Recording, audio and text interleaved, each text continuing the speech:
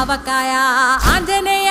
కథ మొదలెట్టినాడు చూడరయ్యా శక్తినంతా కూడగట్టి చెట్టు దులిపినాడు అంజయ్య ఎర్ర ఛాయ కోతి అవతార వెంటమాయ కత్తి సేత పట్టకుండా కాయ కోసినాడు కపిలయ్య